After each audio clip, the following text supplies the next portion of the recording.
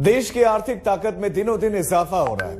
देश के साथ ही विदेशी रिसर्च एजेंसीज भी भारत की ग्रोथ के अनुमान से ज्यादा रहने का भरोसा जता रहे हैं। एस&पी ग्लोबल रेटिंग्स ने भी बढ़ते निजी और सरकारी खर्च को देखते हुए मौजूदा कारोबारी साल के लिए विकास दर का अनुमान बढ़ा दिया है।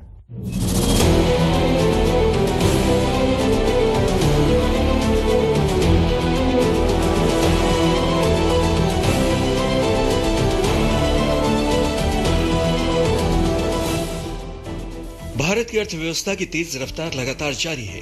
इसके असर से देसी और विदेशी रिसर्च एजेंसियां भारत की विकास दर के अनुमान में इजाफा कर रही हैं। बीते हफ्ते आरबीआई और फिर आईसीआरए ने भरोसा जताया था कि भारत की विकास दर दूसरी तिमाही में अनुमान से ज्यादा रह सकती है। आरबीआई ने त्योहारी खरीदारी और सरकारी खर्च में हुई तेज बढ़ोतरी की वजह से ये अनुमान लगाया था।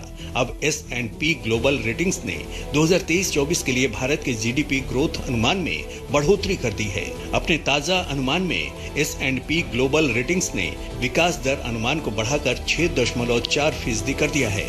इसके पहले एस&पी ग्लोबल रेटिंग्स ने मौजूदा कारोबारी साल के लिए 6% विकास दर का अनुमान लगाया था। हालांकि 2024-25 के लिए जीडीपी ग्रोथ अनुमान को इस दिग्गज रिसर्च एजेंसी ने 6.9% से घटाकर 6.4% कर दिया है। एस&पी ग्लोबल रेटिंग्स ने भी भारत की विकास दर में बढ़ोतरी के लिए घरेलू खपत और यहां पर जारी मूवमेंट्स को अनुमान बढ़ाने की वजह बताया है। जानकारों का भी मानना है कि देश में जारी मजबूत कंज्यूमर डिमांड विकास दर को बढ़ाने का काम कर रही है।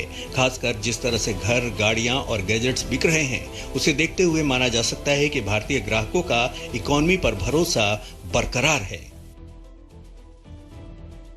एस&पी ग्लोबल रेटिंग्स को दूसरी छमाही में ग्रोथ के धीमा होने की आशंका है। इसकी वजह चुनावों से पहले खर्च में कमी हो सकती है।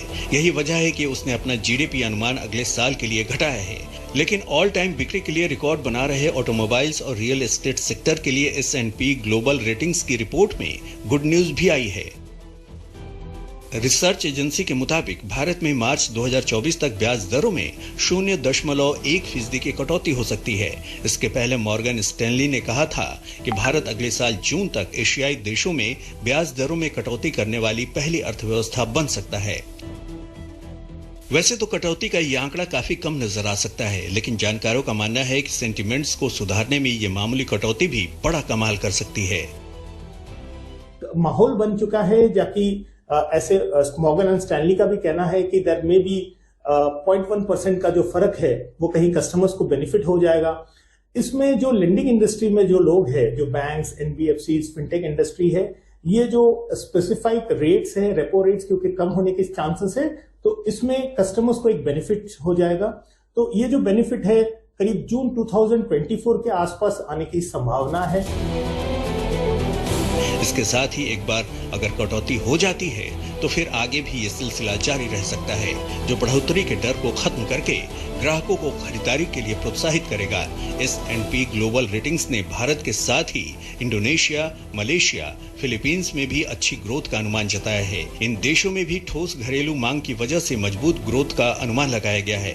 वहीं चीन के लिए एस&पी ग्लोबल रेटिंग्स ने 2023 में 5.4% और 2024 में 4.6% ग्रोथ रेट का अनुमान लगाया है। ऐसे में चीन की विकास दर का अगले साल 5% से नीचे आना वहां के लिए एक बुरी खबर है, जो रियल एस्टेट क्राइसिस का असर है। आदित्य के राणा, आज तक। बिजनेस आज तक में आज के लिए बस इतना ही। आप देखते रहिए आज तक।